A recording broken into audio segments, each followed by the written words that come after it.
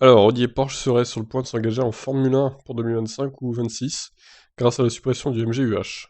Ah bah c'est une bonne nouvelle ça.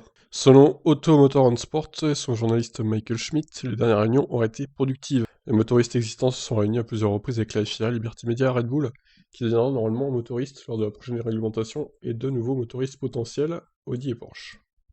Le groupe Volkswagen voudra en effet venir en F1 par le biais de ces deux marques. Il semble qu'un accord puisse être trouvé pour 2025 ou 2026. Les motoristes existants auraient accepté d'abandonner définitivement le MGUH, la technologie la plus complexe et la plus coûteuse de ces V6 turbo-hybrides.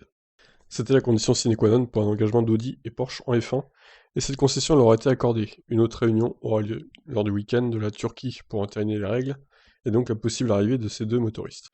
Selon Schmidt, c'est grâce à cette décision, il est même certain que les deux constructeurs viendront en F1. Il est probable qu'il s'agisse alors du même moteur qui pourrait être rebadgé différemment.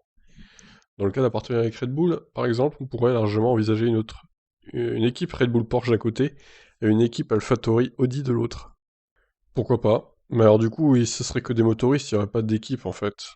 Ça, c'est un peu dommage. Aucun changement n'est envisagé dans l'architecture du moteur, le V6 Turbo restant la piste privilégiée pour continuer cette ère hybride de la F1. Porsche voulait des F1 à 4 roues motrices, mais elle pourrait en revanche rester à propulsion, c'est-à-dire avec les seules roues motrices arrière.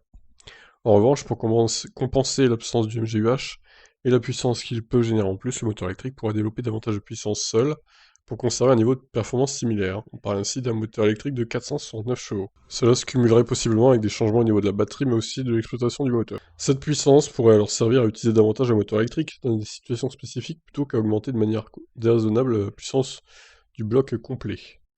Ah, c'est pas bête, c'est pas bête. Bon bah du coup, c'est plutôt une bonne nouvelle, à voir si ça se confirme.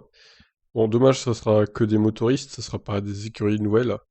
C'est dommage, mais bon, après, on peut pas tout avoir non plus. Je vous laisse réagir. Ciao.